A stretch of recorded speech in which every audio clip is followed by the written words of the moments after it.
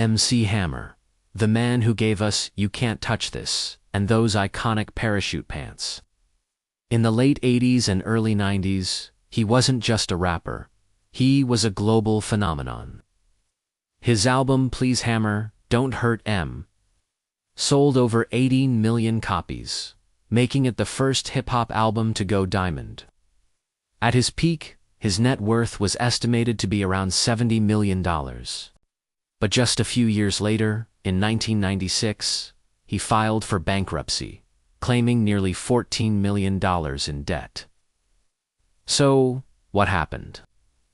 How did one of the biggest stars on the planet lose it all so quickly?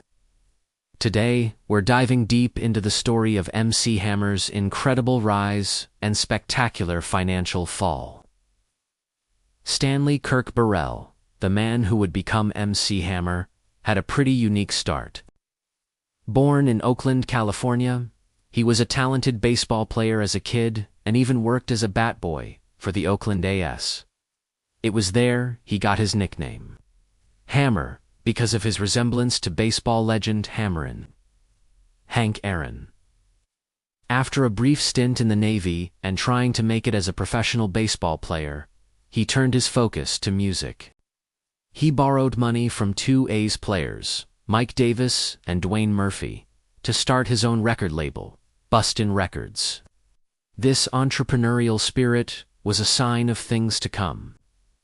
His first album, Feel My Power, sold over 60,000 copies independently, which was a huge achievement at the time. This success caught the attention of major labels, and he signed a multi-album deal with Capitol Records. They re-released his first album as Let's Get It Started, and it went double platinum.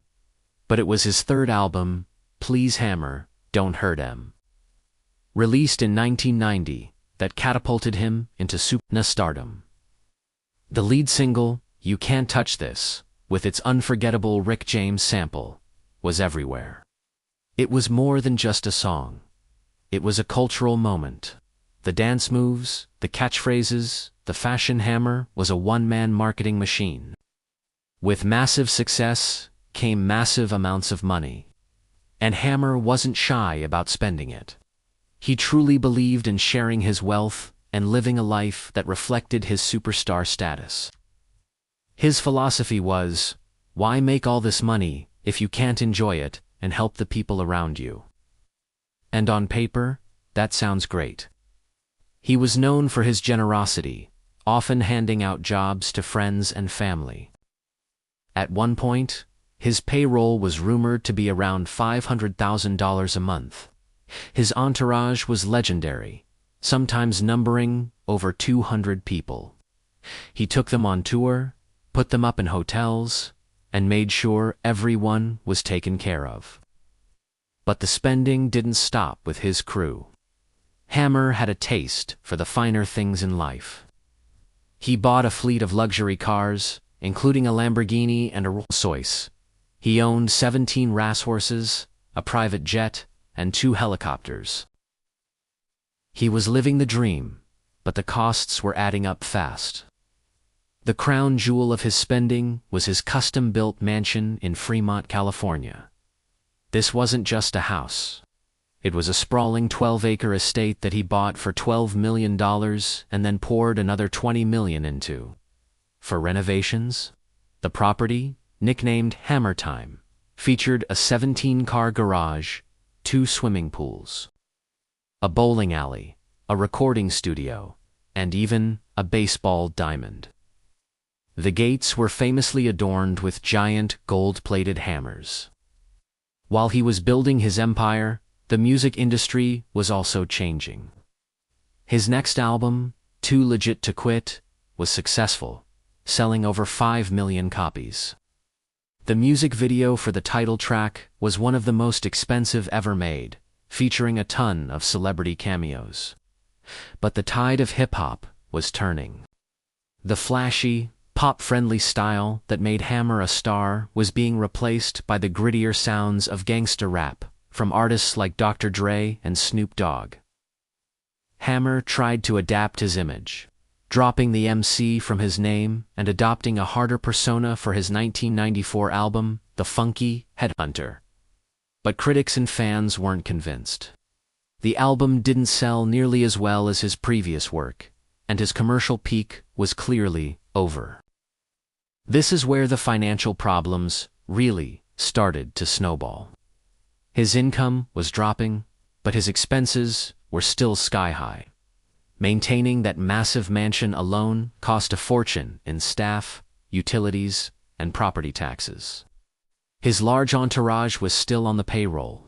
The private jets, the luxury cars, the race horses, all of these things came with continuous, hefty costs.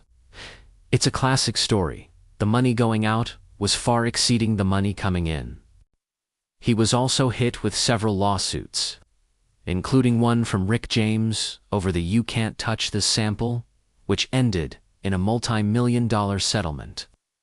Add to that a few unsuccessful business ventures, and the financial pressure became unbearable. In April 1996, the dream came to a halt. MC Hammer filed for Chapter 11 bankruptcy, listing assets of $9.6 million against debts of $13.7 million. It was a shocking headline for the world. But for those who saw the spending up close, it wasn't entirely a surprise. He had to sell his beloved mansion for a fraction of what he'd put into it. The cars, the planes, the horses, everything was liquidated. He later explained in an interview with Oprah that his first priority was always his family and his community. He said, "I took my money and I employed 200 people in my community. I had a payroll of $1 million a month at times." He saw it not as irresponsible spending, but as an investment in people. So, where is MC Hammer now? He didn't just disappear. In the years since his bankruptcy, he's reinvented himself multiple times. He became an ordained minister and hosted a Christian TV show. He's dabbled in tech, acting as a consultant for startups, and even co-founding a few of his own. He's performed at tech conferences and even appeared in commercials, often poking fun at his own financial history. He has remained a beloved cultural figure, a nostalgic icon of a more innocent time in hip-hop. He's active on social media, often sharing his thoughts on everything from technology to faith. The story of MC Hammer is more than just a cautionary tale about spending too much money. It's a complex story about loyalty, community, and the dizzying speed of fame. Was he financially irresponsible? Absolutely. But was his heart in the right place? It seems so. He tried to lift up everyone around him, but the weight of it all became too much to bear. He flew incredibly close to the sun, and for a while, he was the brightest star in the sky. While his financial fortune may have vanished, his impact on music and pop culture is undeniable. You still can't go to a wedding or a sports game without hearing that iconic bass line, and for that, we have to admit, his legacy is, and always will be, too legit to quit. Thanks for watching, and don't forget to like and subscribe for more stories like this.